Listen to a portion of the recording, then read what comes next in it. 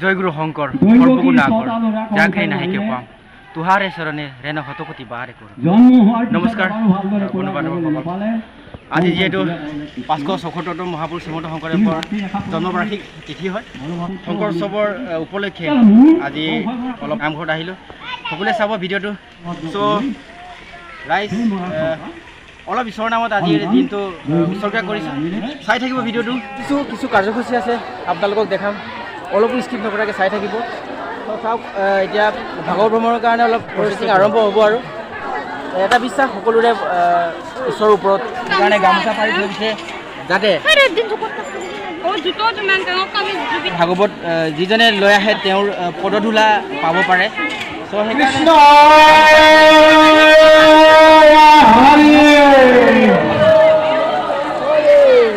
কৃষ্ণ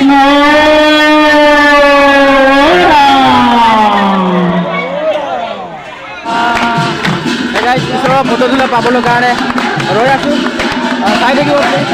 আহি আছে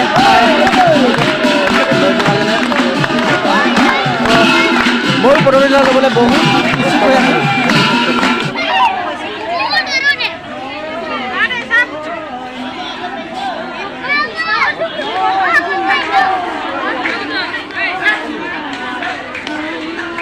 চলি আছে আৰু ভাগৱত চাব পাৰিছে।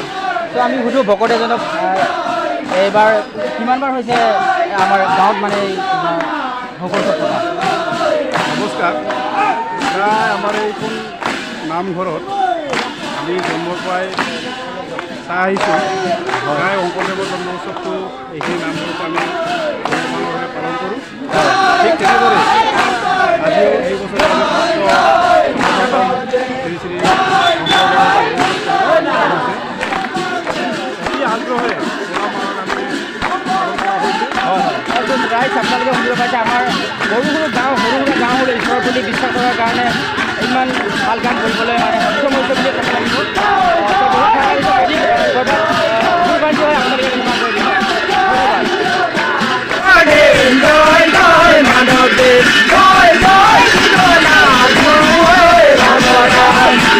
ৰাইজ মানে অলপ অসুবিধা হ'ল, কিয়নো আজি বহুত বৰষুণ দিছিলে, সেইকাৰণে মানে যোনটো এৰিয়াত শোভাযাত্ৰা কৰিবলগীয়া আছিলে সেইমতে কৰিব নোৱাৰা হ'ল। কি নহওক, আমাৰ এৰিয়াৰ পৰা অলপ হাইৱে ফালে যাবগৈ।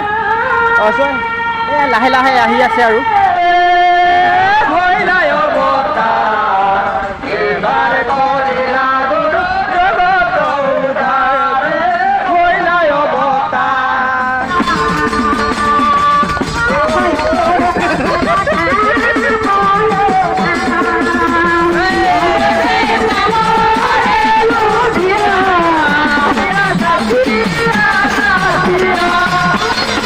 যিহেতু বিশ্বাসী আদিমূল, যদি সঁচা অৰ্থত ঈশ্বৰক বিচাৰে নিজৰ মন শুদ্ধ কৰি ল'ব লাগিব। আমিতো এই জীৱনৰ মায়ামোহৰ কবলত পৰি এনেকুৱাবোৰ কৰিব নোৱাৰা হৈছোঁ, তথাপিও চেষ্টা কৰিছোঁ এই জীৱনত যাতে ঈশ্বৰক পাওঁ। এটা প্ৰয়াস, সৰু সৰু প্ৰয়াস কৰি আছোঁ।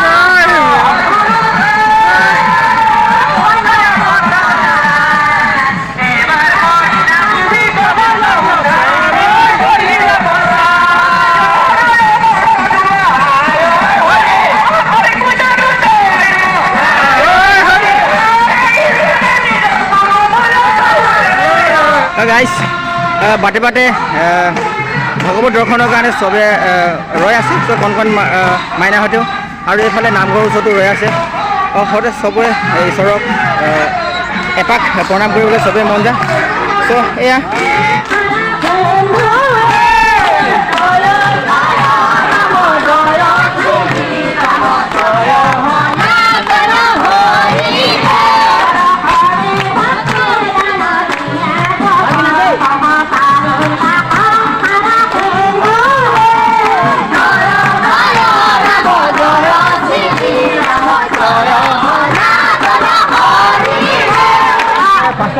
নেশ্যনেল হাইৱেত আমি এতিয়া পাইছোঁহি প্ৰচেছিংটো কৰি আহি গাঁৱৰ পৰা ঘূৰি আহি আমি এইফালে আহিছোঁ চ' অলপ লাইনটো মেইনটেইন কৰিবলগীয়া হৈছে নেশ্যনেল হাইৱেৰ পৰা গৈ এতিয়া আমি আকৌ এইফালে ঘূৰিমগৈ নামঘৰত ত' আপোনালোকে প্লিজ কমেণ্ট কৰিব ক'ৰবাত যদি ভুল ভ্ৰান্তি হৈছে আপোনালোকে ক্ষমা কৰি দিব কাৰণ ফূৰ্তিত নাচি দিছোঁ আৰু যিহেতু মানে নাচিবতো নাজানো কিন্তু মনৰ ফূৰ্তিত ঈশ্বৰৰ হৈ আজি অলপ নাচিছোঁ বেয়া পালেও আপোনালোকে ক্ষমা কৰিব আৰু হে গাইজ এইখন চাওক এখন হ'ল নৌকা যাৰ অৰ্থ মোৰ বোধেৰে এই সাগৰ সদৃশ মায়ামুখ সংসাৰৰ পৰা পৰিত্ৰাণ পাবলৈ সিটো পাৰ পাবলৈ মোৰ বোধেৰে এই নৌকাখনিয়ে ভূমিকা পালন কৰিছে সঠিক উত্তৰটো নাজানো আপোনালোকে পাৰিলে কমেণ্ট কৰি মোক জনাব বহুত ভাল পাম আমি এতিয়া মেইন তিনিআলিত পাইছিলোঁ আৰু ইয়াৰ পৰা আমি সোমাই যামগৈ এতিয়া পূজা বিসৰ্জন কৰিবৰ কাৰণে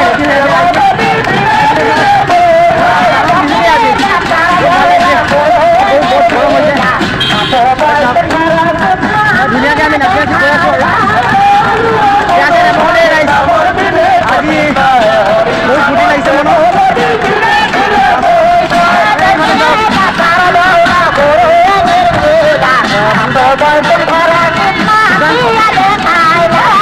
আমি এইফালে ঘূৰি গৈছোঁগৈ আৰু এইফালে আমি ঘূৰি গৈছোঁগৈ আৰু নামঘৰতে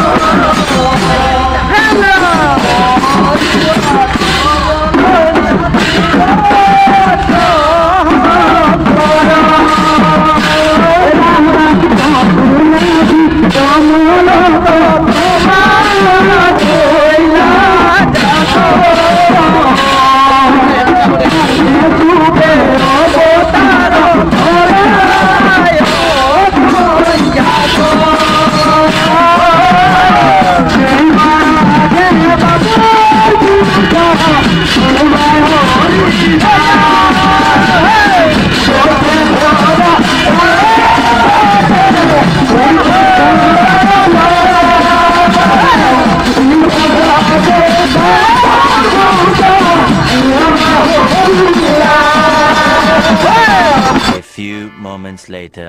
ঈশ্বৰ চ' আমি জাষ্ট এতিয়া আহি পালোঁ আৰু প্ৰচেছিংটো শেষ হৈছে আজিৰ কেনেকুৱা লাগিলে আপোনালোকে ভাল বেয়া কমেণ্ট কৰিব ক'ৰবাত ভুল ভ্ৰান্তি থাকিলেও আপোনালোকে ক্ষমা কৰিব আৰু ভাল লাগিলে প্লিজ ছাবস্ক্ৰাইব কৰি দিব লগতে লাইক কমেণ্ট শ্বেয়াৰ কৰিবলৈ নাপাহৰিব অন্যান্য ভিডিঅ'বিলাকো আপোনালোকে চাব ছাপোৰ্ট কৰি দিব যাতে আগবাঢ়ি যাব পাৰোঁ এয়া আছিলে আজিৰ ভিডিঅ' লগ পাম অন্য এটা ভিডিঅ'ত জয় আই অসম।